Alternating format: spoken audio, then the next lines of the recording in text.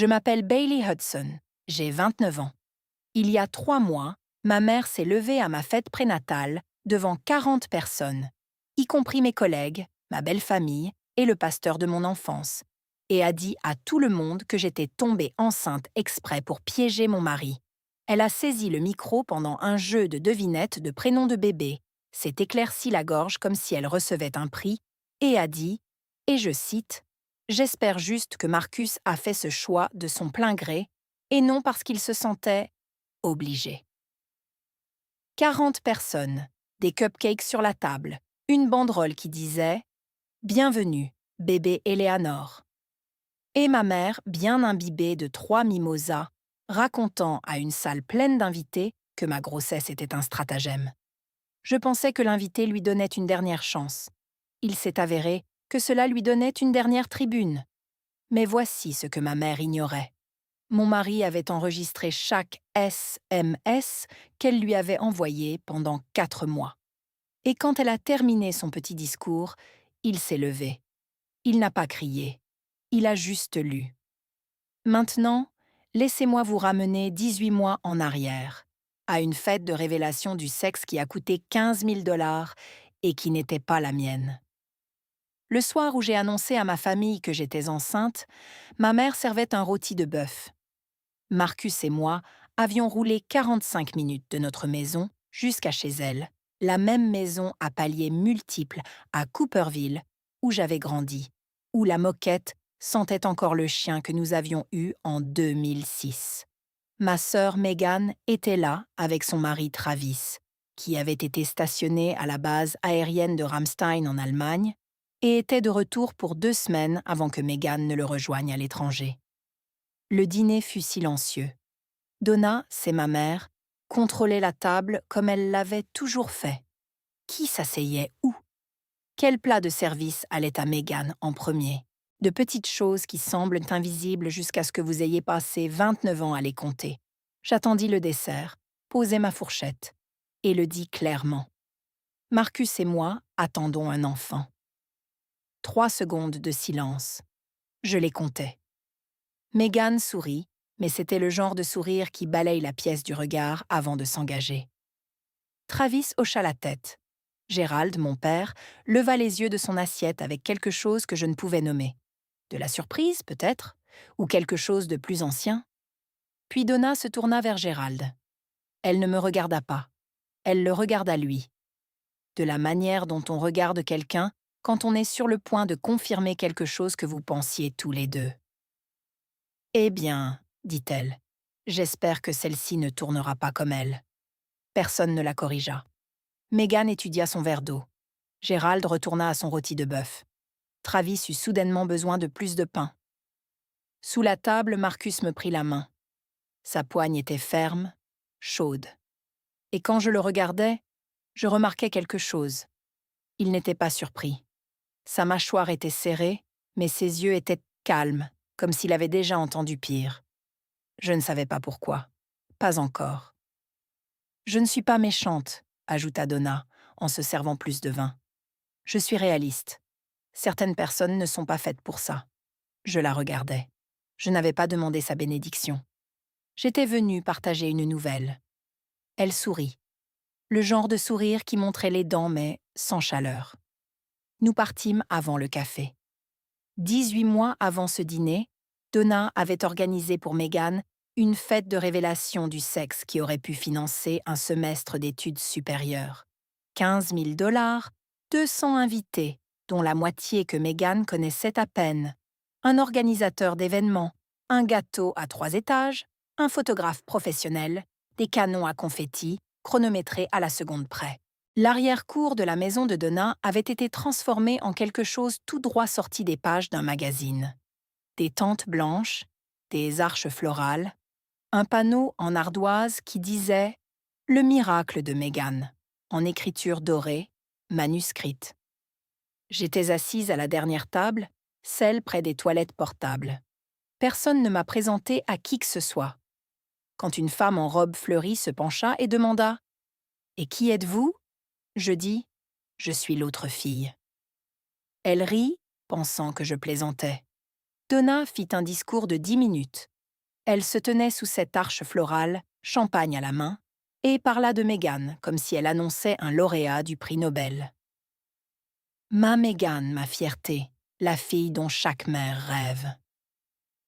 Elle pleura, de vraies larmes. La foule applaudit. Elle ne mentionna jamais mon nom. À un moment donné, pendant la réception, Donna promena Marcus dans la fête comme un cheval de parade, le présentant à ses amis. « C'est le mari de Bailey. N'est-il pas beau? Je ne sais pas comment elle a eu autant de chance. » Elle rit. Ils rirent. Marcus. Non. J'aidai à nettoyer après que tout le monde fut parti. Seule. Meghan était allée se reposer à l'intérieur. Donna disait au revoir au photographe.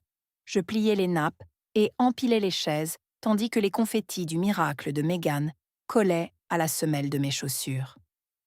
Je ne pleurais pas à cette fête. Je pleurais dans la voiture sur le chemin du retour. Marcus conduisait et ne dit pas un mot. Il me tint juste la main sur le levier de vitesse. Ce silence m'en dit plus que n'importe quel discours que Donna ait jamais prononcé. Voici ce que les gens ne comprennent pas quand on grandit en tant qu'enfant, mal aimé. Cela ne vous rend pas faible. Cela vous rend débrouillard. J'ai financé mes études universitaires, obtenu un diplôme en administration des soins de santé de l'Université d'État et trouvé un emploi au Centre médical régional de Cooperville. Ce n'était pas glamour, mais je gérais les plannings de 42 membres du personnel, coordonnais les assurances et empêchais le système d'admission des patients de s'effondrer à chaque saison de la grippe. Ma chef, Karen, m'a dit un jour que j'étais la seule personne dans le bâtiment capable de discuter avec une compagnie d'assurance et de gagner sans élever la voix. Marcus travaillait comme responsable informatique pour une entreprise de logistique dans le comté voisin, avec un bon salaire et un emploi stable. Nous nous sommes rencontrés par l'intermédiaire d'un ami commun lors d'un barbecue il y a 3 ans. Il m'a interrogé sur mon travail. Les yeux de la plupart des gens se vitrifient quand on parle d'administration des soins de santé. Marcus a posé des questions de suivi. Nous sommes sortis ensemble pendant 3 ans. Nous nous sommes mariés il y a 2 ans, lors d'un petit mariage avec 35 invités, une cérémonie dans le jardin chez les parents de Marcus. Donna est arrivée avec 40 minutes de retard, vêtue de blanc. Marcus et moi avons acheté une petite maison de plain-pied à 45 minutes de Cooperville. Assez loin pour respirer, mais assez près pour que je ne puisse pas prétendre que la distance était un accident. J'avais déjà pris mes distances avec Donna 2 ans avant la grossesse. Les appels sont passés d'hebdomadaire à bi-hebdomadaire. J'ai cessé de partager les détails. Pas de nouvelles du travail, pas de photos de vacances, rien qu'elle puisse critiquer. Elle avait les gros titres, jamais l'histoire complète. Un soir, environ 1 mois après ce dîner, Marcus l'a mentionné nonchalamment en préparant des pâtes. « Ta mère m'a encore envoyé un message aujourd'hui », a-t-il dit. J'ai remué la sauce. « Ignore-la, c'est son genre », ai-je répondu. « Oui », a-t-il dit. « Je sais. » J'aurais dû demander ce qu'elle avait écrit. J'aurais dû prendre son téléphone et lire chaque mot. Mais je ne l'ai pas fait. Et c'est la seule chose que je changerais si je pouvais revenir en arrière. Marcus m'a parlé du premier message une semaine après que j'ai annoncé la grossesse. Il était assis au bord de notre lit, téléphone à la main, le visage illisible. « Ta mère m'a envoyé quelque chose ?» a-t-il dit. Il a tourné l'écran vers moi. Le message disait « Marcus, je m'inquiète juste pour Bailey. Elle n'est pas assez stable pour un bébé. Tu le sais, n'est-ce pas ?» Je l'ai fixé pendant 10 secondes, puis j'ai expiré. « C'est juste maman qui fait sa maman, » ai-je dit. « Je vais m'en occuper. » Marcus a hoché la tête lentement. « D'accord, mais je ne le supprimerai pas. » Je n'ai pas demandé pourquoi. J'aurais aimé le faire. Au cours des 4 mois suivants, Donna a envoyé 47 messages à Marcus. Il n'a jamais répondu à un seul. Il les a lus, les a capturés d'écran et les a classés dans un dossier sur son téléphone. Il m'a dit plus tard qu'il avait nommé le dossier « Assurance ». Les messages se sont intensifiés. Semaine 3. « Tu es un homme bien, Marcus. Tu pourrais avoir n'importe qui. » Je ne veux juste pas que tu sois coincé. Moi 2. Mon ex-mari était piégé aussi. Ne la laisse pas te faire la même chose. Moi 3. Bailey a toujours été exigeante. Elle va te vider. Pars tant que tu le peux. Et celui qui a fait trembler les mains de Marcus quand il me l'a finalement lu à voix haute, elle est exactement comme son père. Faible. Elle me comparait à Gérald, l'homme qu'elle avait trompé, l'homme qu'elle avait fait fuir, l'homme qu'elle avait passé une décennie à blâmer pour tout, y compris moi. Marcus a abordé le sujet une fois de plus, environ 2 mois plus tard. Nous étions dans la cuisine. Il a posé son téléphone sur le comptoir. « Si elle dit un jour ce genre de choses devant d'autres personnes, a-t-il dit doucement, je ne resterai pas là. » J'ai pensé qu'il dramatisait. Elle ne le ferait pas, ai-je dit. Marcus a repris son téléphone, m'a regardé avec un mélange de patience et de pitié. Elle l'a déjà fait. La fête prénatale était l'idée de Joanne. Joanne Price, ma meilleure amie depuis l'orientation des étudiants de première année, la planifiait depuis des semaines. Elle avait réservé la salle communautaire Maple Grove, fixé la liste des invités à 40 personnes et m'avait dit que la seule chose que j'avais à faire était de me présenter et d'avoir l'air enceinte. Puis, tante Ruth a appelé. Ruth Whitfield Coleman était la sœur aînée de Donna, âgée de 60 ans, directrice d'école à la retraite, le genre de femme qui pouvait faire taire une pièce d'un seul regard. Elle était la seule personne de ma famille à avoir jamais dit à voix haute que ma mère était difficile. « Bailey », a-t-elle dit au téléphone. Donna m'a appelée en pleurant. Elle dit qu'elle n'a pas été invitée à la fête prénatale. Elle ne l'était pas. Puis, le silence. « C'est toujours ta mère, Bailey. Laisse-la le prouver. » J'ai dit la vérité à Ruth. Je lui ai parlé du dîner, des messages, pas des détails, juste de leur existence. Ruth a écouté. Puis, elle a dit « Donne-lui une chance. Je m'assiérai à côté d'elle. Je la tiendrai à carreau. Si elle dépasse les bornes, je m'en occuperai moi-même. » J'y ai réfléchi pendant 2 jours. Puis j'ai appelé Donna. « Tu es invitée ?» ai-je dit. « Mais c'est mon événement. Si tu ne peux pas être encourageante, ne viens pas. » Sa voix est devenue douce comme du sirop. « Bien sûr, ma chérie. Je ne manquerai ça pour rien au monde. » J'ai raccroché et j'ai immédiatement appelé Joanne. « Elle vient, ai-je dit. » Joanne est restée silencieuse pendant 3 secondes. « D'accord, mais je mets sa table loin du microphone. » J'ai ri. « Joanne? Non. Je n'ai pas invité Donna parce que je lui avais pardonné. Je l'ai invitée parce que je voulais savoir une bonne fois pour toutes si elle pouvait s'asseoir dans une pièce pleine de monde et simplement être heureuse pour moi. Juste une fois. Cette question a obtenu une réponse, mais pas celle que j'espérais. Megan m'a appelé en FaceTime depuis l'Allemagne 3 jours avant la fête prénatale. Elle avait l'air fatiguée. Le logement militaire derrière elle était beige et dépouillé, des cartons encore empilés contre le mur. Travis était parti 2 mois avant elle pour tout organiser. Ma mère m'a dit que tu ne l'avais presque pas invité. Megan a dit « Non, bonjour. » Non. « Comment va le bébé ?» Elle t'a dit ça? Elle a pleuré. « Bailey, a-t-elle dit, tu l'exclus. » Je me suis adossée au comptoir de la cuisine, enceinte de 7 mois et déjà épuisée par cette conversation. Megan, t'a-t-elle dit ce qu'elle a dit au dîner? J'espère que celle-ci ne lui ressemblera pas. A-t-elle mentionné cette partie? Pause. Elle ne le pensait pas comme ça, alors. Comment le pensait-elle? Le regard de Megan a dévié, ce coup d'œil familier de côté, celui qu'elle faisait depuis que nous étions enfants, celui qui signifiait qu'elle n'avait pas de réponse mais n'était pas prête à l'admettre. « Je sais que maman n'est pas parfaite, » a dit Megan, « mais elle essaie.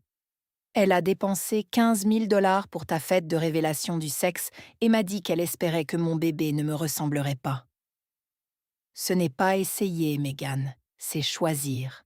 Silence. Megan a gratté le bord d'un carton de déménagement. « J'essaierai de revenir en avion pour la fête prénatale, » a-t-elle dit, la voix incertaine. « Seulement si tu le veux, pas parce que maman te l'a dit. » L'appel s'est éteint après cela, Elle a posé des questions sur la chambre d'enfant. J'ai donné des réponses courtes.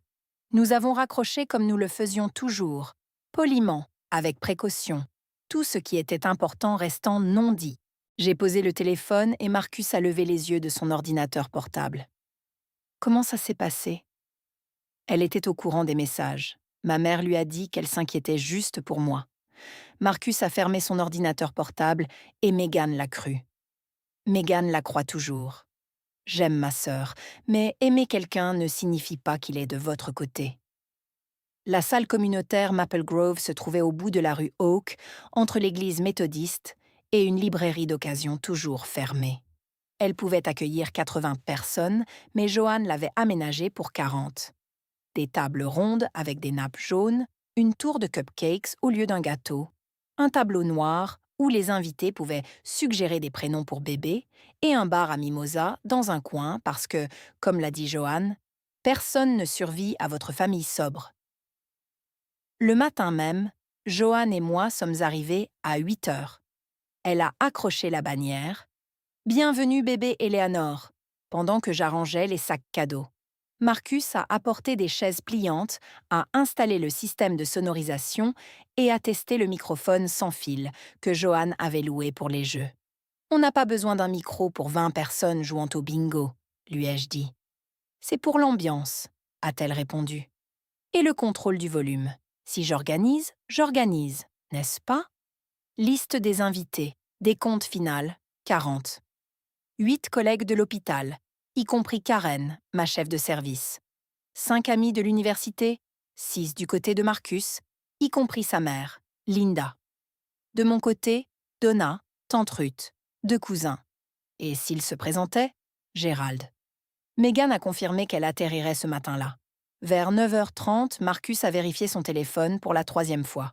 Je l'ai regardé le brancher sur un chargeur portable. « Tout va bien ?» ai-je demandé. « Oui, je m'assure juste que la batterie est pleine. » Je n'y ai pas prêté attention. Il était toujours celui qui était préparé. Chargeur de téléphone supplémentaire, double des clés de voiture, une barre de céréales dans chaque poche de veste. J'ai mis ça sur le compte de son habitude. La salle était parfaite à 10 heures.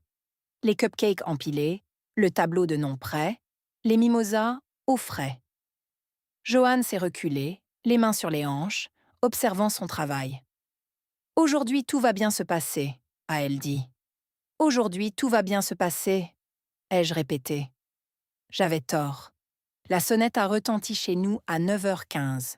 J'étais encore en robe de chambre, luttant avec la fermeture éclair de ma robe de maternité bleu marine, celle dont Marcus avait dit qu'elle me donnait l'air d'une sénatrice, quand j'ai entendu la porte d'entrée s'ouvrir.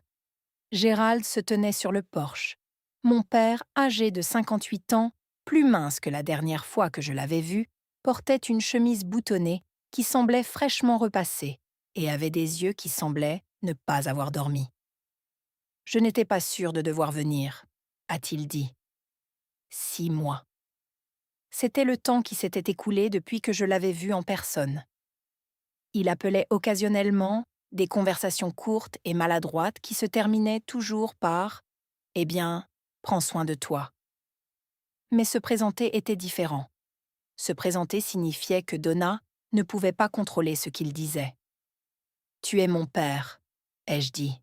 « Bien sûr que tu dois venir. » Il est entré et m'a serré dans ses bras.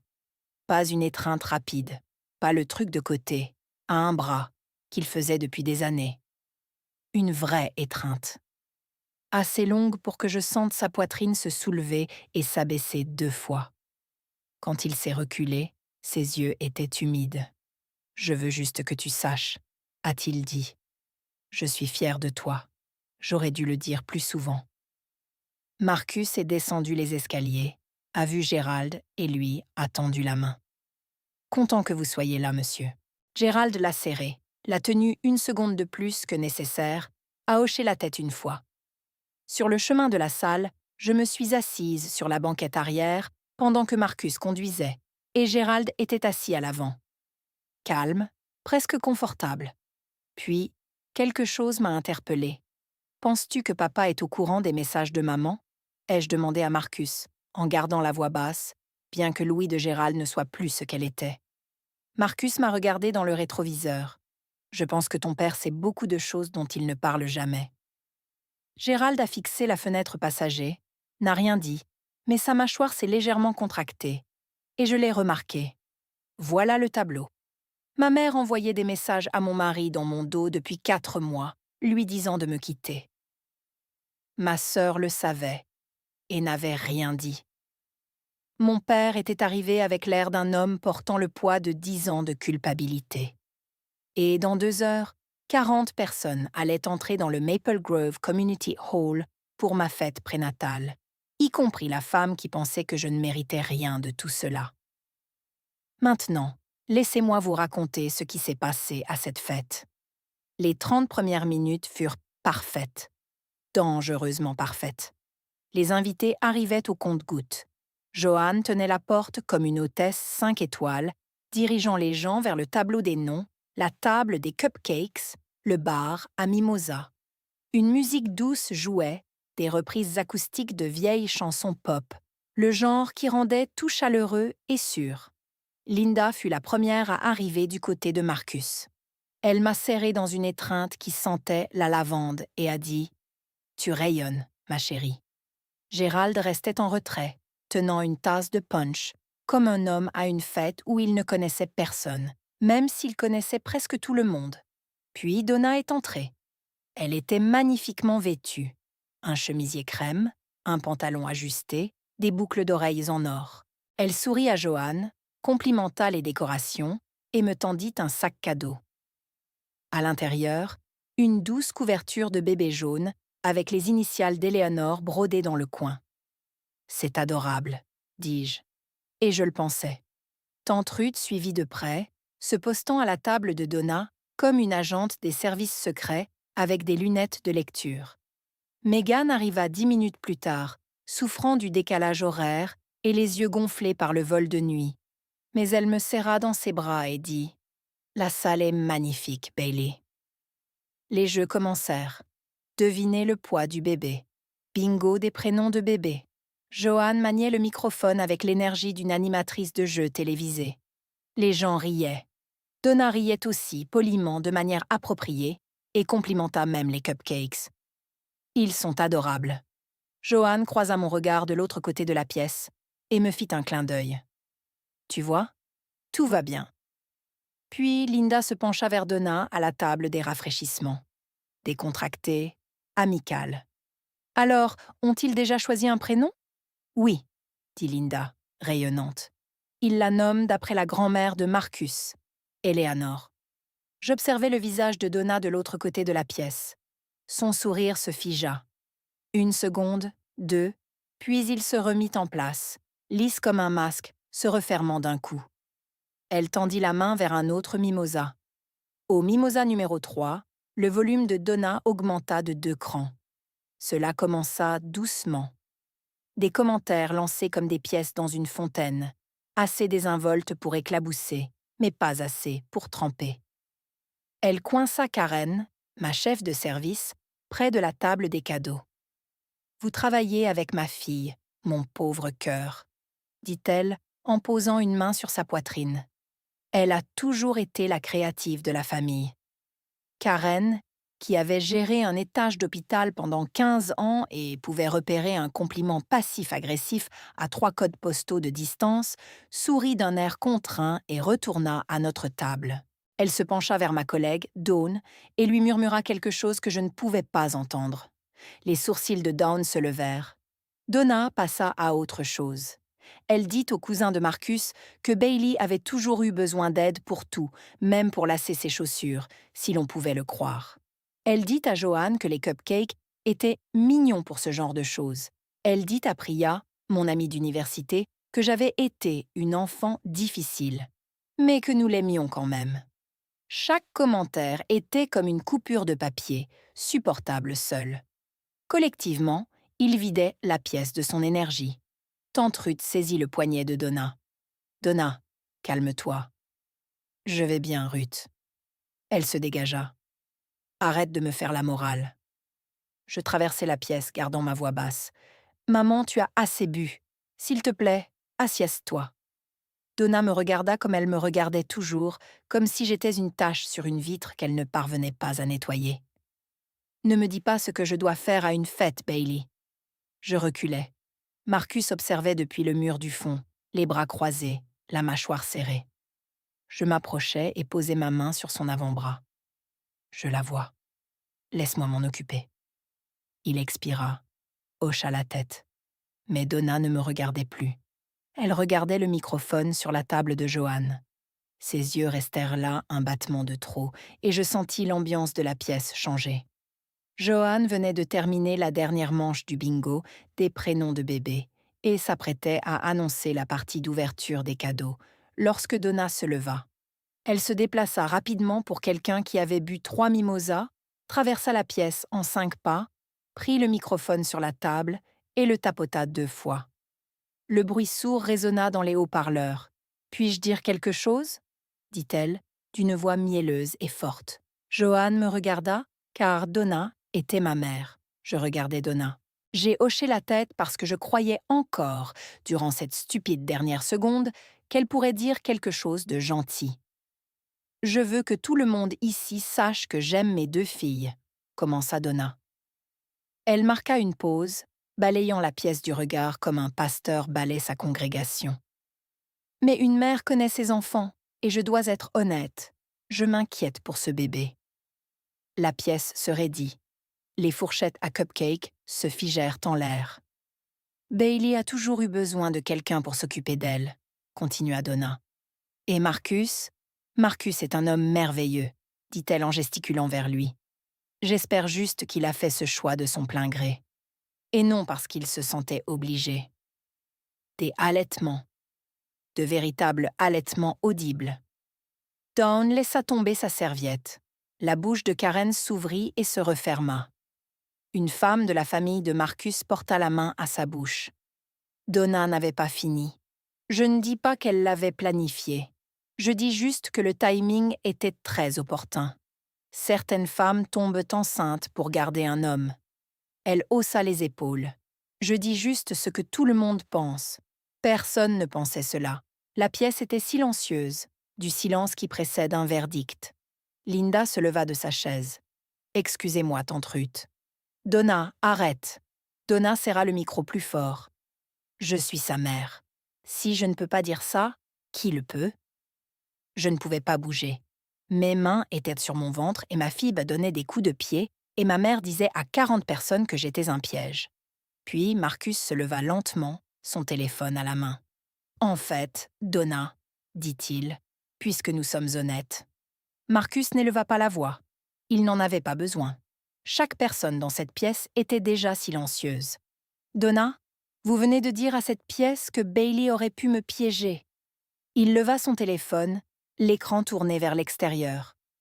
« Alors, je pense que cette pièce mérite de savoir ce que vous m'avez dit. » Il fit glisser l'écran, lut le premier message à voix haute, daté d'il y a 2 mois. « Marcus, vous êtes un homme intelligent. Vous n'êtes pas obligé de rester. Il y a d'autres femmes. » Le visage de Donna devint blanc, sa bouche s'ouvrit, mais aucun son n'en sortit. Marcus fit de nouveau glisser l'écran. « Bailey a toujours été exigeante. Elle vous videra de votre énergie. Partez tant que vous le pouvez. » La pièce ne haleta pas cette fois. C'était pire que ça. C'était le son de 40 personnes retenant leur souffle en même temps. Donna fit un pas en arrière. C'est sorti de son contexte. « Il n'y a aucun contexte qui rende cela acceptable, » dit Marcus. Même volume, même ton, comme s'il lisait un bulletin météo qui annonçait un ouragan. Il fit glisser l'écran une dernière fois. « Mon ex-mari était coincé à cause de Bailey. Ne la laissez pas vous faire la même chose. » Gérald, assis à 3 tables de là, devint rigide. Son visage se vida de toute couleur si vite que je crus qu'il allait s'évanouir.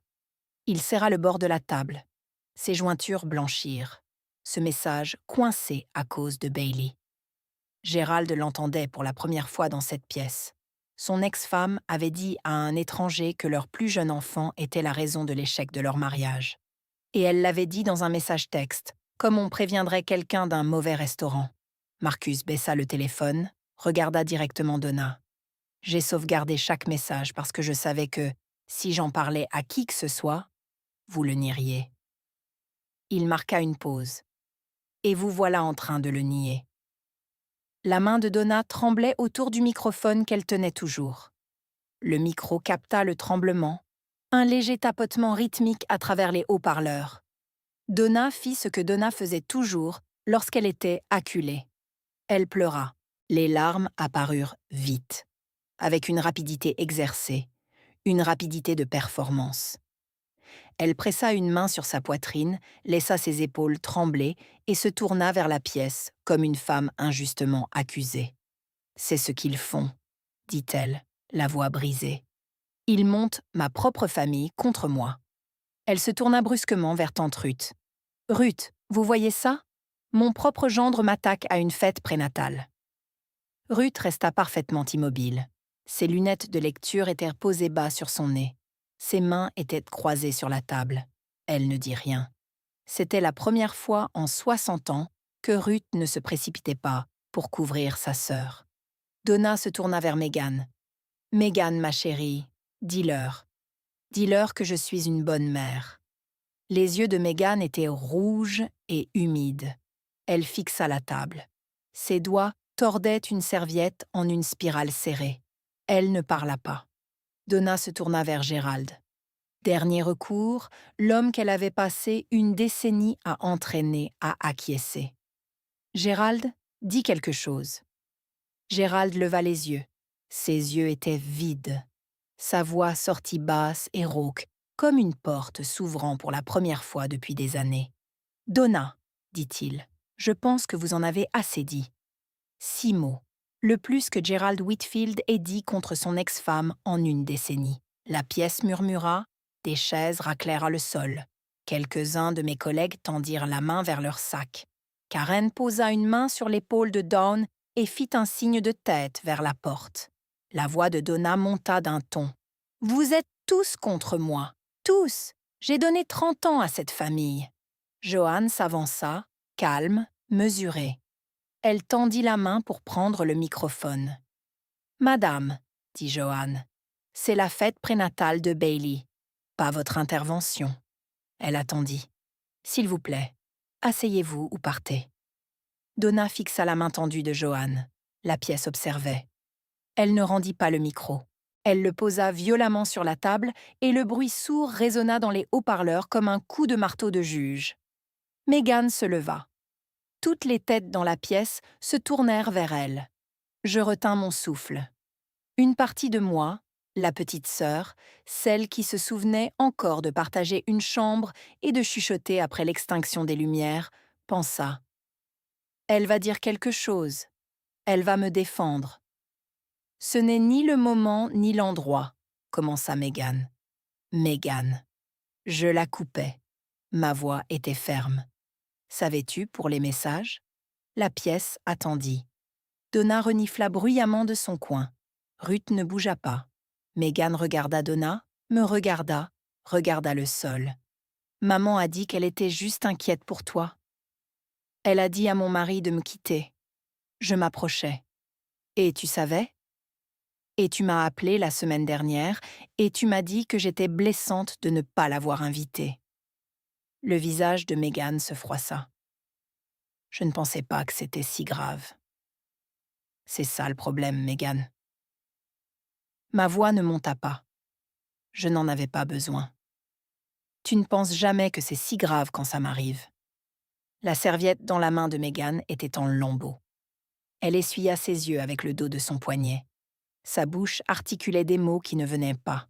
« Je ne peux pas faire ça, dit-elle. » Elle ramassa son sac, passa devant moi, devant Donna, devant 40 personnes qui regardaient toute la famille Whitfield se désintégrer.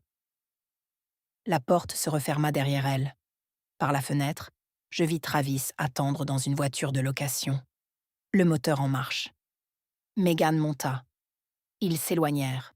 Je me tenais là, enceinte de 7 mois, dans une salle communautaire décorée de nappes jaunes et d'une banderole qui disait « Bienvenue, bébé Eleanor ». regardant ma sœur partir. Je ne la poursuivis pas. Il n'y avait plus rien à poursuivre. Je me retournai vers la pièce. 38 personnes me fixaient. Je redressai mes épaules. J'avais 38 témoins et la fête prénatale n'était pas terminée. Donna s'était recroquevillée sur une chaise dans le coin le plus éloigné, pleurant dans une serviette, tandis que Ruth était assise à côté d'elle, parlant d'une voix basse et perçante que je ne pouvais pas entendre. La pièce s'était clairsemée. Quelques invités s'excusèrent discrètement, leurs manteaux ramassés, des regards de sympathie jetés dans ma direction. Puis, Gérald s'approcha de moi. Il avançait lentement, comme un homme portant quelque chose de trop lourd pour être posé et de trop fragile pour être tenu. Ses yeux étaient rouges, ses mains tremblaient. « J'aurais dû arrêter ça il y a des années, » dit-il. « Oui, dis-je, tu aurais dû. » Il tressaillit, mais ne discuta pas.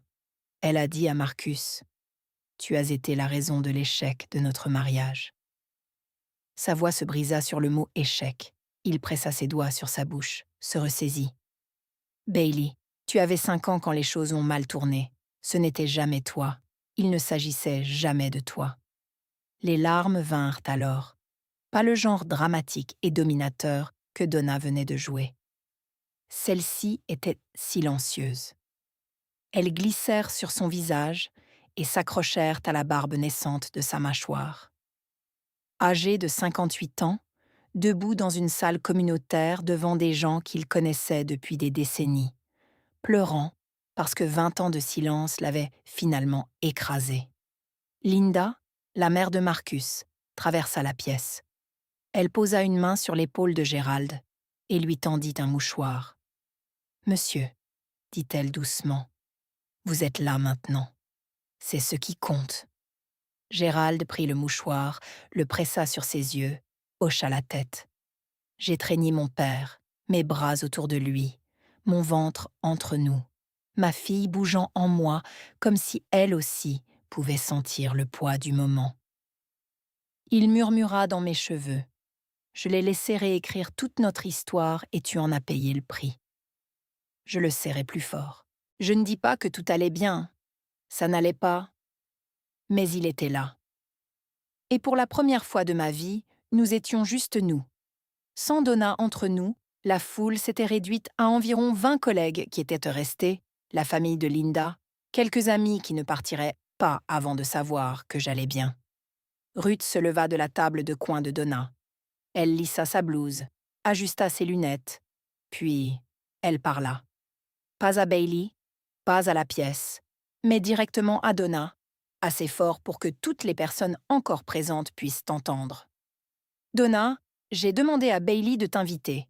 J'ai porté garant pour toi. » La voix de Ruth était celle d'une directrice d'école à la retraite, s'adressant à un élève qui avait mis le feu aux toilettes. « Et voilà ce que tu fais. » Donna s'essuya le visage. « Ruth, tu ne comprends pas toute l'histoire. » « Je viens d'entendre toute l'histoire depuis le téléphone de ton gendre. » Le menton de Donna se leva. Mode défense. « Il a déformé mes paroles. »« As-tu aussi parlé à Marcus de l'aventure ?» dit Ruth. La pièce devint silencieuse. « Lui as-tu dit pourquoi Gérald est vraiment parti ou as-tu omis cette partie ?» Le visage de Donna changea. Les larmes séchèrent. Sa mâchoire se serra. « Parce que je me souviens, Donna. » Ruth s'approcha. « Je me souviens t'avoir conduite à l'appartement de cet homme pendant que Gérald était au travail. Je me souviens avoir menti pour toi à ton mari, à nos parents, à tes filles. » Donna se leva. « C'est de l'histoire ancienne, Ruth. » « Alors arrête d'utiliser l'histoire ancienne pour blesser ta fille. » Ruth ne broncha pas. « Tu as trompé. Gérald est parti. Et au lieu d'assumer cela, tu as fait de Bailey ton excuse pendant 20 ans. » Donna saisit son sac à main. Ses mains tremblaient. Pas de larmes cette fois, mais de quelque chose de brut. Elle me regarda. Je ne détournai pas le regard. Elle balaya la pièce du regard une dernière fois. 20 visages la fixaient en retour, pas un seul compatissant. Donna se dirigea vers la porte. « Ne dis pas au revoir, ne dis pas pardon. » La porte se referma derrière elle, et la lumière de l'après-midi traversa le sol où elle s'était tenue. Ruth se rassit. expira, me regarda. « Je suis désolée, ma chérie. J'aurais dû savoir. » La pièce était plus calme maintenant, plus petite, le genre de calme qui suit le passage d'un orage, quand on sort pour vérifier les dégâts. Je me tenais au milieu du Maple Grove Community Hall, enceinte de 7 mois, entourée de cupcakes et de serviettes éparpillées, et d'une banderole qui affichait toujours « Bienvenue, bébé Eleanor ». 20 personnes restaient, celles qui étaient restées. « Je suis désolée que vous ayez tous dû voir ça, dis-je. » Linda secoua la tête. « Ne t'excuse pas pour le comportement de quelqu'un d'autre. » Karen, toujours assise, les bras croisés comme une femme qui en avait vu d'autres aux urgences, dit « Bailey, nous te connaissons depuis 5 ans. Personne dans cette pièce ne croit un mot de ce que cette femme a dit. » Dawn hocha la tête. Priya s'essuya les yeux et me fit un pouce levé. La cousine de Marcus leva sa tasse de punch comme pour un petit toast. Quelque chose se relâcha dans ma poitrine. Je n'avais pas réalisé à quel point j'étais tendue jusqu'à ce que cela se libère. Alors, dis-je, et ma voix se brisa légèrement avant que je ne la rattrape. Allons-nous ouvrir ces cadeaux ou quoi? Des rires doux, soulagés, sincères, le genre qui apaise une pièce. Joanne fut la première à bouger. Elle ramassa le microphone, là où Donna l'avait claqué, le dépoussiéra de manière théâtrale et dit dedans. « Mesdames et messieurs, la partie cadeau de cette fête va maintenant commencer, et je serai la seule à utiliser ce micro pour le reste de l'après-midi. » Plus de rire. Elle appuya sur lecture sur l'enceinte. La musique remplit de nouveau la pièce. Marcus apparut à mes côtés. Sa main trouva le creux de mon dos. Je me penchai contre lui. « Merci, murmurai-je. »« Tu n'as pas besoin de me remercier d'avoir dit la vérité, » dit-il. Gérald était assis à une table à l'arrière, toujours là. C'était la première fois qu'il restait à l'un de mes événements, sans ma mère à ses côtés. Il croisa mon regard et me fit un petit signe de tête. J'ouvris le premier cadeau. Cette nuit-là, je m'assis sur le canapé, les pieds dans une bassine d'eau chaude, pendant que Marcus préparait du thé à la camomille dans la cuisine. La maison était silencieuse. La chambre d'Eleanor était à moitié terminée dans le couloir. Le berceau était assemblé, les murs peints en vert sauge, le fauteuil à bascule toujours emballé dans du plastique. Marcus apporta le thé et s'assit à mes côtés. Nous ne parlâmes pas pendant longtemps. « Combien de messages au total ?» demandai-je finalement. « 47 sur 4 mois. 47. » Je tins la tasse à 2 mains. La chaleur s'infiltra dans mes paumes. « Je t'ai parlé du premier, » dit Marcus. « Tu as dit que tu t'en occuperais. J'ai respecté cela, mais je n'allais pas les supprimer. Pourquoi ne me les as-tu pas tous montrés plus tôt ?» Il me regarda fixement, comme il me regardait toujours quand la réponse était importante. « Parce que je savais que tu t'en voudrais, et je ne voulais pas que tu portes ce fardeau pendant que tu la portais. » Il hocha la tête vers mon ventre. Je posai le thé, pressai mes mains sur mes yeux, puis je pleurais. Pas comme j'avais pleuré à la fête de révélation du sexe de Meghan, petite, silencieuse, privée. C'était plus lourd, plus profond, le genre de pleurs qui vous vide parce qu'il attendait des mois d'être autorisé. Je ne pleurais pas à cause de Donna. Je pleurais parce que Marcus avait fait quelque chose que personne dans ma famille n'avait jamais fait. Il m'avait protégée sans demander de reconnaissance. Quand les larmes se calmèrent, Marcus me tendit un mouchoir. « Que veux-tu faire ?» demanda-t-il. Je m'essuyai le visage, regardai la porte de la chambre d'Eleanor dans le couloir, pensais à Eleanor, au genre de maison dans laquelle elle grandirait, au genre de mère qu'elle verrait. « Je veux fermer la porte, » dis-je.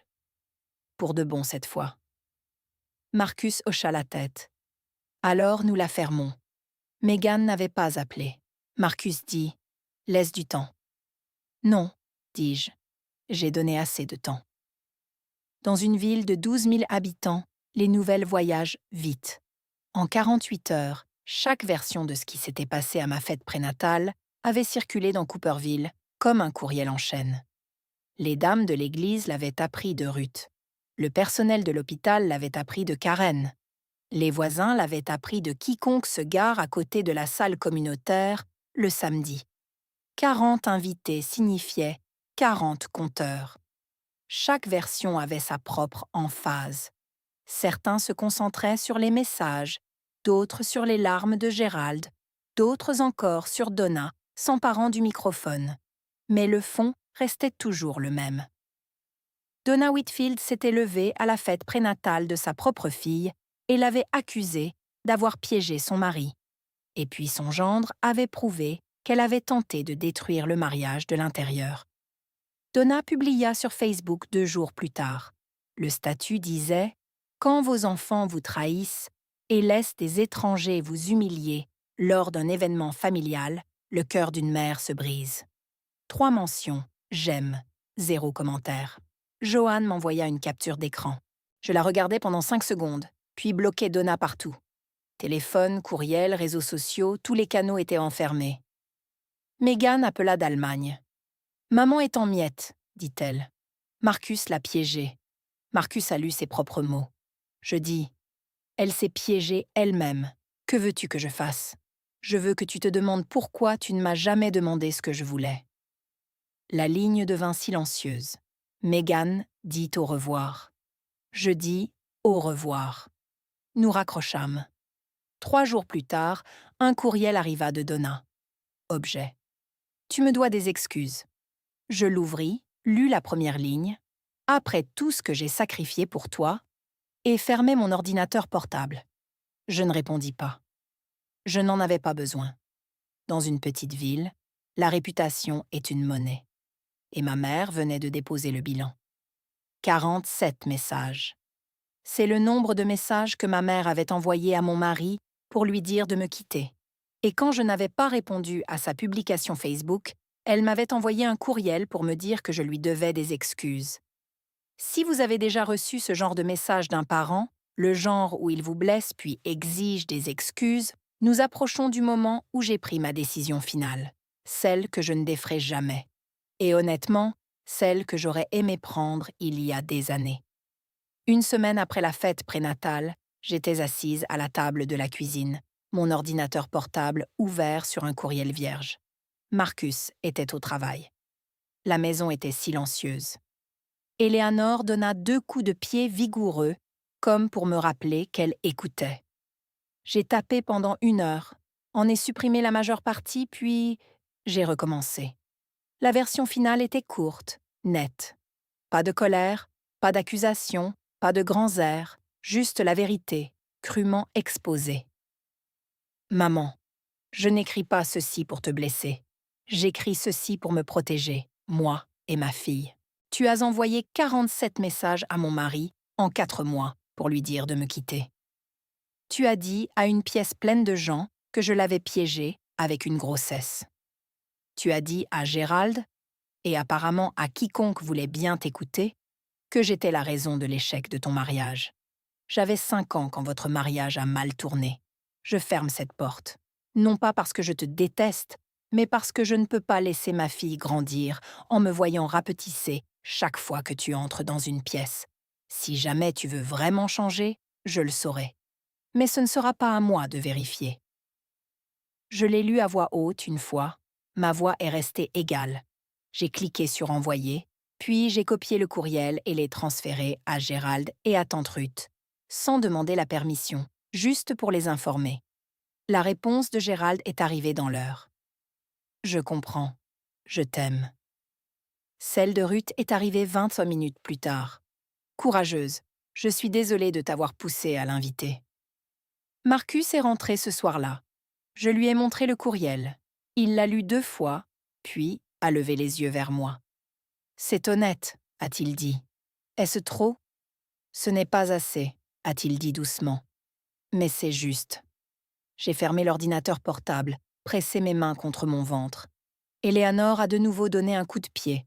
Je préfère que ma fille se demande pourquoi elle ne voit pas sa grand-mère, plutôt que de la regarder lui apprendre qu'elle n'est pas assez bien. Donna a reçu le courriel à 14h47, un mardi. À 15h15, elle avait appelé Ruth 2 fois, Gérald 3 fois, et s'était rendue chez moi en voiture. Ruth m'a raconté plus tard ce que Donna avait dit au téléphone. « Elle ne peut pas me faire ça. Je suis sa mère. » La réponse de Ruth. J'ai lu le message que Marcus a montré à Donna. Tu as dit à cet homme que sa femme ne valait rien. À quoi t'attendais-tu exactement? J'essayais de le protéger, a crié Donna. De quoi? A dit Ruth. De ta propre fille. Gérald n'a répondu à aucun de ses appels. Son téléphone vibrait sur la table de sa cuisine contre le bois pendant qu'il était assis dans son fauteuil inclinable, fixant le mur. Il m'en a parlé plus tard. Je l'ai regardé sonner, a-t-il dit. Et pour la première fois, je l'ai juste laissé faire. Chez nous, la sonnette a retenti à 16h30. Marcus a ouvert. Je suis restée dans le salon, une main sur mon ventre, à écouter. Donna, a dit Marcus à travers la moustiquaire. Bailey ne veut pas te voir. S'il te plaît, pars. Tu l'as monté contre moi. La voix de Donna était éraillée. Je lui ai lu tes messages. Si cela l'a monté contre toi, peut-être devrais-tu regarder ce que tu as écrit. Marcus, s'il te plaît. Cette porte est fermée, Donna. Et ce n'est pas ma porte à ouvrir. Je l'ai entendu pleurer sur le porche. Par la fenêtre, je pouvais voir Madame Gallagher, de l'autre côté de la rue, interrompre son jardinage et fixer la scène. Le chauffeur de FedEx a ralenti son camion. Donna faisait une scène dans une rue résidentielle à 16h30, un mardi, le reflet exact de la fête prénatale. Une autre audience publique, un autre moment où elle a choisi la performance plutôt que la responsabilité. Elle a cessé de pleurer et, montée dans sa voiture, a reculé de l'allée. J'ai regardé les feux arrière disparaître au coin de la rue et j'ai ressenti quelque chose d'inattendu. Rien. Pas de colère, pas de culpabilité, pas de tristesse. Juste une longue expiration régulière. Megan m'a appelé 4 jours plus tard. Sa voix était différente. Pas le ton défensif et prudent auquel j'étais habituée. Cette fois, elle semblait ébranlée. J'ai appelé maman pour prendre de ses nouvelles après ton courriel. Megan a dit qu'elle pleurait et puis elle a dit quelque chose. J'ai attendu. Elle a dit... La voix de Megan s'est étranglée. Au moins, tu m'as donné un vrai petit enfant. Le bébé de Bailey n'est probablement même pas celui de Marcus. J'ai fermé les yeux, pressé mon front contre la vitre froide de la fenêtre de la cuisine. Je lui ai raccroché au nez, a chuchoté Megan, pour la première fois de ma vie. J'ai laissé le silence s'installer. Puis, a-t-elle toujours été comme ça avec moi? Oui. Pourquoi ne me l'as-tu pas dit? Je te l'ai dit, Megan, plusieurs fois. Tu l'as juste cru davantage. Je l'ai entendu respirer de manière saccadée, irrégulière. Comme une personne qui refoule quelque chose qui a été refoulé pendant des années. Je suis tellement désolée, a-t-elle dit. Je sais. Je l'ai regardé te faire ça pendant des années, et je me suis dit que ce n'était pas si grave. J'étais assise sur le siège avant, et je n'ai jamais regardé dans le rétroviseur. Tu regardes maintenant, ai-je dit. Silence de nouveau.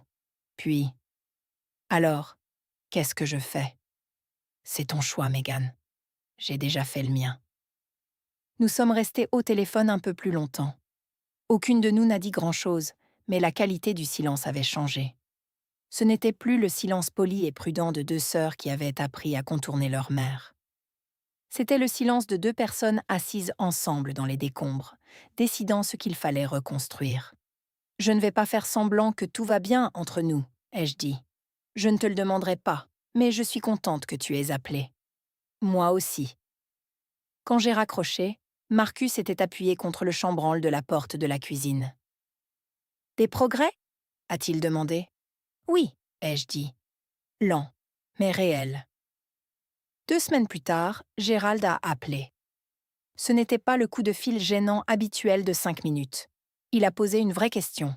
« Puis-je vous inviter, toi et Marcus, à déjeuner ? Juste nous 3. » Nous nous sommes retrouvés au restaurant Birdies, sur Main Street.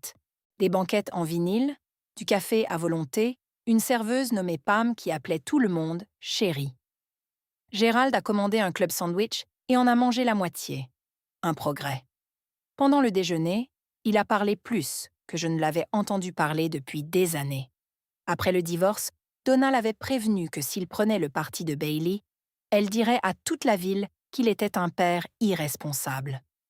Gérald, fatigué et abattu par 10 ans de mariage avec une femme qui réécrivait la réalité chaque semaine, avait choisi la voie de la moindre résistance. « J'ai choisi la paix plutôt que toi », a-t-il dit en posant sa tasse de café. « Et ce n'est pas la paix, c'est de la lâcheté. Je ne vais pas faire semblant que ça n'a pas fait mal, papa. » Je ne te le demande pas. Je l'ai regardé. Ses cheveux clairsemés, ses yeux fatigués, la chemise boutonnée qu'il avait probablement repassée lui-même. Il semblait plus petit que dans mes souvenirs, pas diminué, juste humain. « Je veux qu'Éléanore connaisse son grand-père », ai-je dit. Les yeux de Gérald sont devenus vitreux. Il a serré les lèvres et a hoché la tête. « J'aimerais ça. » Il s'est éclairci la gorge. « Éléanore, c'est un beau nom. » Marcus a soulevé sa tasse de café. « Ma grand-mère aurait aimé Bailey. » Gerald a souri. Un sourire petit, fatigué, mais sincère. Le premier sourire authentique que j'avais vu sur son visage depuis que j'étais enfant. Pam a rempli nos tasses de café. Gérald a posé des questions sur la chambre de bébé. Marcus a décrit les murs vert sauge. Je lui ai montré des photos sur mon téléphone. Nous avons parlé de poussettes, de sièges auto et de la marque de chauffe-biberon qui valait le coup. Ce n'était pas dramatique. Ce n'était pas une réconciliation digne d'un téléfilm. C'était un déjeuner du mardi dans un restaurant à l'éclairage médiocre et aux bonnes tartes. C'était un début. Megan est retournée en Allemagne 2 semaines plus tôt que prévu. Elle m'a appelé depuis le terminal de l'aéroport OR, porte B17, sa voix résonnant contre le plafond. « J'ai besoin de distance », a-t-elle dit. Loin de maman, de Cooperville, de tout ça. La base de Travis est le seul endroit qui me semble assez loin pour l'instant. Je comprends. Tu me détestes ? J'y ai réfléchi plus longtemps qu'elle ne s'y attendait probablement. Non, je suis déçue, mais je ne te déteste pas. L'interphone de l'aéroport a grésillé. Une annonce de changement de porte pour un vol à destination de Denver. Je l'ai regardé te détruire pendant des années, a dit Megan. Et je me suis dit que ce n'était pas si grave. Parce que si c'était si grave, alors j'étais la pire sœur du monde pour n'avoir rien fait. Tu n'étais pas la pire. J'ai dit que tu étais juste la préférée. Et cela s'accompagne de sa propre forme d'aveuglement.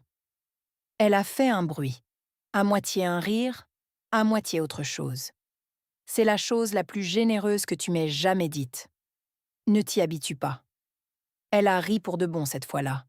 Bref, mais honnête. J'appellerai, a-t-elle dit. Chaque semaine. Je le pense. Seulement si tu le penses. Je le pense. Nous nous sommes dit au revoir. J'ai posé le téléphone sur le comptoir et l'ai fixé un instant. Marcus a levé les yeux de son canapé. « Comment vas-tu » ? « Je vais bien, pour de vrai cette fois. »« Bien, » a-t-il dit, et il est retourné à son livre. Megan n'a pas quitté le pays à cause de moi. Elle est partie parce que, pour la première fois, elle a vu ce que j'avais toujours vu, et elle ne pouvait plus l'ignorer. L'enfant chéri avait enfin regardé derrière le rideau, et la vue était laide. Elle a également coupé les ponts avec Donna, sa propre décision, à son propre rythme. Je l'ai appris par Ruth, pas par Megan. Elle ne l'a pas annoncé, elle l'a juste fait. Cela m'en a dit plus que n'importe quelle excuse n'aurait pu le faire. Le monde de Donna ne s'est pas effondré en une seule implosion dramatique. Il s'est dégonflé lentement, régulièrement, comme un pneu percé d'un clou perd son air. On ne le remarque pas avant d'essayer de conduire. Son cercle paroissial, un groupe de 6 femmes qui prenaient un brunch chaque dimanche après l'office, s'est fracturé. 3 d'entre elles ont cessé de venir. Ruth m'a dit que l'une d'elles, Barb Henley, avait déclaré qu'elle ne pouvait pas s'asseoir en face de Donna, sachant ce qu'elle avait fait à la fête prénatale de cette pauvre fille. Les 2 autres ont simplement commencé à être occupées. La voisine de Donna, Madame Gallagher, celle qui avait assisté à la scène sur le porche, saluait toujours quand elle voyait Donna. Mais les saluts sont devenus plus brefs. Les conversations près de la boîte aux lettres ont cessé. Ruth appelait Donna une fois par semaine. Elle n'a pas cessé d'être sa sœur, mais elle a tracé une ligne. Je t'aime, Donna, mais je ne serai plus ta chambre d'écho. Si tu veux parler de la pluie et du beau temps, je suis là. Si tu veux que je sois d'accord pour dire que tes filles sont le problème, je raccroche. Donna continuait de publier sur Facebook des statuts vagues et apitoyés sur le sacrifice et l'ingratitude. Quand on donne tout à ses enfants et qu'ils vous jettent. Chacun recevait moins de réactions que le précédent. Je ne consultais pas ses réseaux sociaux. Joanne le faisait occasionnellement et le mentionnait en passant jusqu'à ce que je lui demande d'arrêter. Je ne veux pas qu'elle souffre. J'ai dit à Joanne un après-midi, autour d'un café. Je veux juste qu'elle arrête. Ce sont deux choses différentes. Joanne remua son café latte. Tu sais qu'elle ne le fera pas. Probablement pas. Mais ce n'est plus mon problème. Ma mère n'avait pas perdu sa famille parce que nous l'avions abandonnée. Elle nous avait perdus parce qu'elle avait choisi la version de nous qui vivait dans sa tête. La fille impuissante, la mère héroïque, le gendre ingrat, au détriment des vraies personnes qui se tenaient devant elle. Et finalement, les vraies personnes avaient cessé de se tenir là.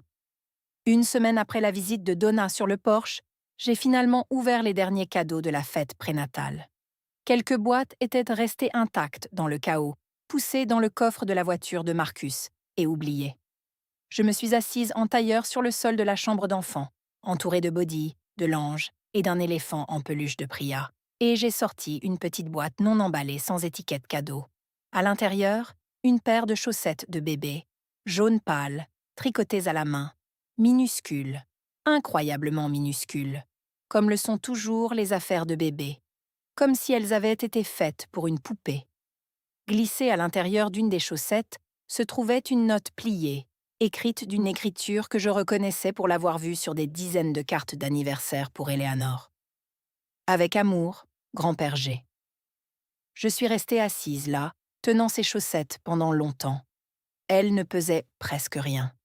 Quelques grammes de fil, quelques rangées de mailles soignées, mais elles étaient lourdes de la manière dont seules les choses faites à la main le sont. Lourdes de temps et d'efforts, et de ce genre d'amour qui ne sait pas se dire à voix haute. Marcus m'a trouvée sur le sol de la chambre d'enfant, 20 minutes plus tard. « Ton père tricote ?» a-t-il dit en regardant les chaussettes. J'ai ri. Apparemment. J'ai appelé Gérald ce soir-là. « Papa, c'est toi qui les as tricotées ?» Une pause. « Ta grand-mère me l'a appris quand j'étais enfant. » Une autre pause. « Ne le dis à personne. » Elles sont magnifiques. Elles sont de travers. Papa, elles sont magnifiques. Il est resté silencieux. Je l'ai entendu respirer. Puis, merci de m'avoir laissé revenir, Bailey. Je sais que je ne le mérite pas. Tu t'es montré, ai-je dit. C'est par là que ça commence. J'ai raccroché et placé les chaussettes dans le tiroir supérieur de la commode d'Éléanore, celui que Marcus avait tapissé de papier de cèdre. Juste au-dessus, elle serait la première chose que je verrais chaque fois que je l'ouvrirais.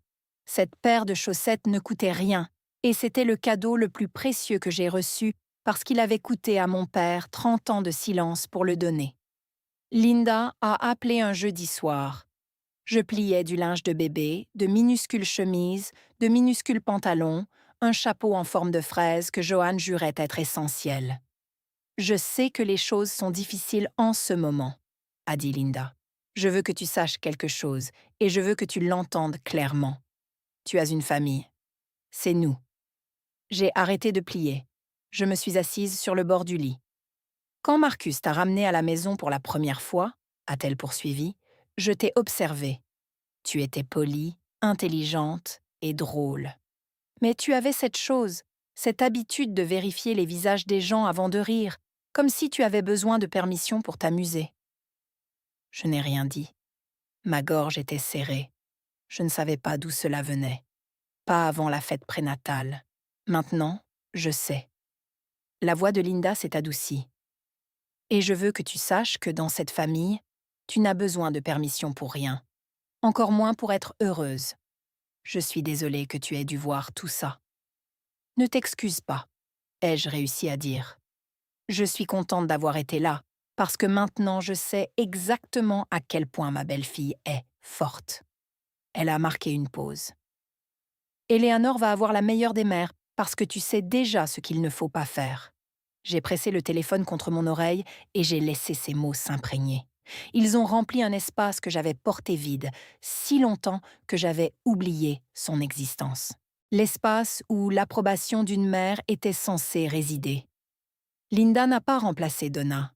Ce n'est pas comme ça que ça marche. On n'échange pas une mère contre une autre comme on troque une voiture. Mais elle a comblé un vide que Donna avait creusé et laissé béant. Et elle l'a fait sans qu'on le lui demande. Merci, Linda, ai-je dit. Merci d'aimer mon fils, a-t-elle répondu, et de nous laisser t'aimer en retour. Je suis retournée plier le linge. Le chapeau en forme de fraise avait l'air ridicule. Je l'ai posé sur le dessus de la pile et j'ai souri. La famille n'est pas toujours les gens qui vous ont fait. Parfois, ce sont les gens qui vous ont choisi. Eleanor Grace Hudson est venue au monde un mardi matin à 7h14, pesant 3,29 kg, au Cooperville Regional Medical Center, le même hôpital où j'avais passé 5 ans à déposer des demandes d'indemnisation et à discuter avec des experts en sinistre. Les infirmières de mon étage étaient des collègues. Karen est passée pendant sa pause avec un ballon sur lequel il était écrit « C'est une fille », même si tout le monde le savait déjà. Dawn a apporté une couverture de la boutique de cadeaux. Le docteur femme qui a accouché Eleanor m'a dit après « Elle a de bons poumons. Elle ira bien ». Dans la chambre, Marcus me tenait les mains si fort que ses jointures étaient aussi blanches que les draps. Linda, silencieuse dans un coin, s'essuyait les yeux avec un mouchoir. Gérald se tenait près de la fenêtre, les mains jointes derrière le dos comme un homme au garde-à-vous. Johan est arrivé 1 heure plus tard avec du café pour tout le monde et un body sur lequel il était écrit « Ma tante Johan est plus cool que la tienne ». Gérald a tenu Eleanor en deuxième, après Marcus. Il la berçait avec la prise prudente et délibérée d'un homme qui n'avait pas tenu de bébé depuis 29 ans. Son menton tremblait, ses yeux se remplissèrent de larmes. « Elle a tes yeux, Bailey », dit-il. Megan a fait un appel vidéo depuis Ramstein. La connexion était granuleuse et il y avait un délai de 2 secondes, et elle n'arrêtait pas d'incliner la caméra trop près de son visage. Mais quand elle a vu Eleanor, elle a pressé ses 2 mains sur sa bouche et a pleuré. « Elle est parfaite », a dit Megan. « Elle l'est », ai-je acquiescé. Donna n'a pas appelé, n'a pas envoyé de message, n'a pas envoyé de fleurs. Je n'ai pas vérifié. Marcus s'est assis à côté de mon lit ce soir-là, Eleanor endormie sur sa poitrine. La pièce était sombre. Les moniteurs émettaient de doux bips. Gérald était rentré chez lui. Linda était à la cafétéria. « Comment te sens-tu » a demandé Marcus. J'ai regardé ma fille, le minuscule croissant de ses yeux clos, son poing enroulé autour de l'index de Marcus. Comme si tout ce que j'avais traversé en valait la peine, parce qu'elle n'aurait jamais à le traverser. Gérald a commencé à venir tous les samedis. Il ne l'annonçait jamais et ne prenait aucune disposition formelle. La première semaine après que nous ayons ramené Eleanor à la maison, il est simplement arrivé avec 2 sacs de courses et un tournevis cruciforme. « Cette étagère de la chambre d'enfant est de travers », a-t-il dit. Je l'ai remarqué à la fête prénatale. Marcus l'a laissé entrer. Ils ont passé 1 heure à ajuster l'étagère, à tester son poids, à se disputer pour savoir si des chevilles à placeau étaient nécessaires. C'était le plus de mots que j'ai jamais entendu Gérald dire à un autre homme. Le samedi suivant, il est arrivé avec plus de courses. Du lait, du pain, la marque spécifique de café décaféiné que j'avais mentionnée en passant 3 semaines plus tôt. Le fait qu'il se souvienne de ce détail m'a plus stupéfaite que n'importe quel discours qu'il aurait pu prononcer. Les samedis sont devenus une routine. Gérald et Marcus dans le garage, bricolant quelque chose. Gérald sur le porche, lisant le journal pendant qu'Eleanor dormait dans le berceau à côté de lui. Gérald faisant la vaisselle après le déjeuner sans qu'on le lui demande. Nous ne parlions pas de Donna, non pas parce que c'était interdit. Il n'y avait tout simplement rien de nouveau à dire. Elle existait désormais sur une ligne temporelle distincte, une ligne parallèle à la nôtre, mais qui ne s'y croisait plus. Un après-midi, je suis entrée dans le salon et j'ai trouvé Gérald dans le fauteuil inclinable, avec Éléanore sur sa poitrine, chantant quelque chose à voix basse et faux. Une berceuse, peut-être quelque chose que sa mère avait l'habitude de chanter. Ses yeux étaient fermés. Ceux d'Éléanore l'étaient aussi. Tous deux respiraient au même rythme lent. J'ai pris une photo, l'ai envoyée à Megan.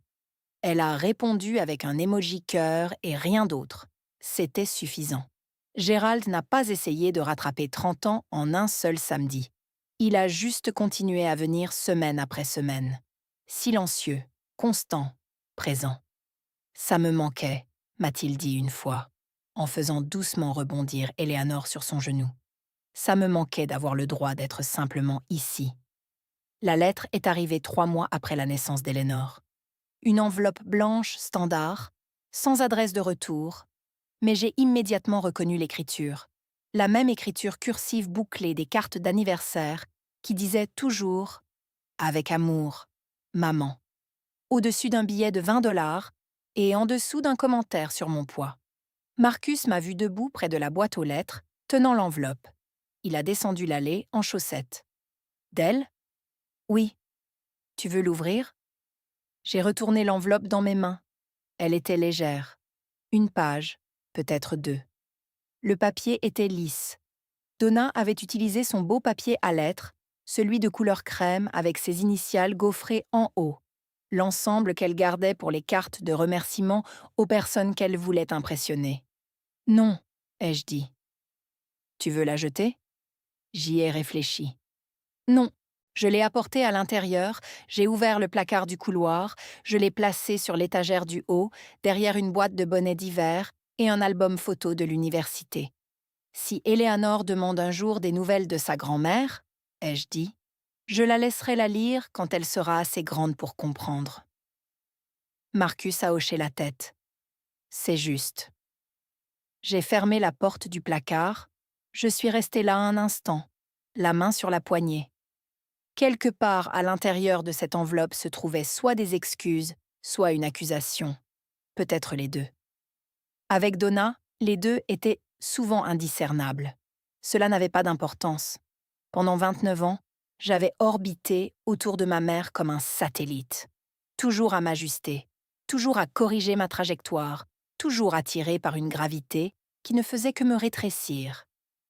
La lettre était Donna, essayant de me ramener en orbite.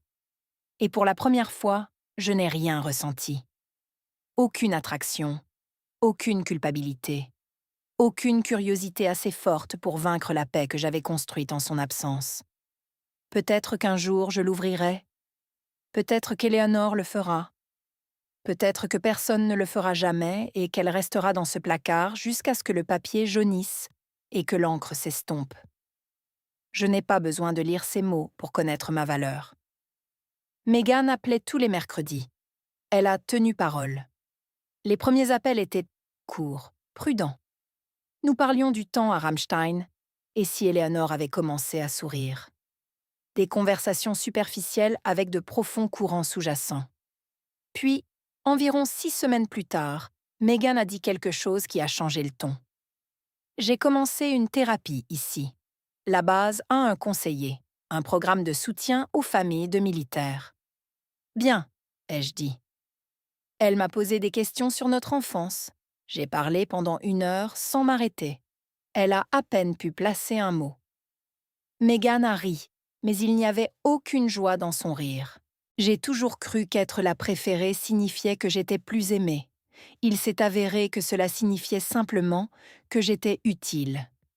J'ai laissé cette pensée s'installer. Ma mère ne t'aimait pas plus, Bailey. Elle avait juste plus besoin de toi pour l'image, pour le public. Tu étais sa preuve qu'elle était une bonne mère. La voix de Megan baissa. Et le prix à payer pour être cette preuve était de ne jamais avoir le droit d'être honnête. Ce n'est pas facile à réaliser. Non, ça ne l'est pas. Les appels devinrent plus longs après cela. Nous avons parlé de choses dont nous n'avions jamais parlé auparavant. La façon dont Donna comparait nos corps à table. la façon dont elle pleurait pour obtenir ce qu'elle voulait, puis s'arrêtait dès que la porte se refermait. La façon dont elle chuchotait à Meghan à propos de Bailey et chuchotait à Bailey à propos de Meghan, gardant les deux filles juste assez proches pour qu'elles aient besoin d'elle et juste assez éloignées pour qu'elles ne puissent jamais comparer leurs notes. « Je veux être une vraie sœur », dit Meghan un mercredi, la voix nouée. « Pas la messagère de maman, pas l'enfant chéri, juste ta sœur. »« Alors sois-le, dis-je, et je serai la tienne. » Nous n'étions pas guéris. La guérison ne se produit pas lors d'un appel téléphonique ou selon un calendrier du mercredi, mais nous parlions honnêtement, sans la voix de Donna au milieu, qui réécrivait chaque phrase avant qu'elle n'arrive à destination. C'était suffisant pour l'instant. La chambre de bébé est maintenant terminée. Des murs vert sauge, un berceau blanc. Le fauteuil à bascule, enfin déballé, est placé près de la fenêtre où la lumière de l'après-midi entre, chaude et dorée. L'étagère que Gérald a réparée est droite. La commode a des tiroirs doublés de cèdre et sur la porte, une petite pancarte en bois peinte à la main par Johan pour Éléanore. Je me tiens dans l'embrasure de la porte la plupart des soirs après l'avoir couchée. Marcus me trouve là, appuyé contre le chambranle, à la regarder dormir. « Ça va ?» demande-t-il. « Oui. » Je pense juste qu'elle ne se demandera jamais si elle est suffisante parce qu'elle t'a, parce qu'elle nous a. J'ai grandi dans une maison où l'amour avait des conditions, où être l'autre fille signifiait toujours être la seconde, où ma mère a dit à mon mari de me quitter et m'a ensuite accusée de manipulation, où ma sœur a regardé cela se produire et a appelé cela normal, où mon père était assis dans la pièce d'à côté et a choisi le silence plutôt que son propre enfant. J'aurais pu laisser cela me rendre amère. J'aurais pu passer ma vie à compter les points, à enregistrer chaque affront, à rejouer chaque affront dans l'obscurité comme une bobine de film sans fin. Je ne l'ai pas fait. Je suis devenue une mère qui ne regardera jamais son enfant en disant « J'espère que celle-ci ne finira pas comme elle. » Je m'appelle Bailey Hudson. J'ai 29 ans. Je suis administratrice de soins de santé, une épouse, une fille qui s'est choisie, et depuis 12 semaines, une mère. Éléanore dort dans son berceau. Marcus lit dans le salon. Gérald vient samedi. Meghan appelle les mercredis. La lettre de Donna reste non ouverte dans le placard. Et la pancarte en bois sur la porte de la chambre de bébé capte la lumière du couloir chaque fois que je tourne le coin. Merci d'avoir écouté mon histoire. Si elle vous a touché, laissez un like, écrivez en commentaire ce qui vous a le plus touché et abonnez-vous à la chaîne. Il y aura encore beaucoup d'autres histoires. Ce n'est pas la fin de mon histoire, ce n'est que le début de quelque chose de meilleur,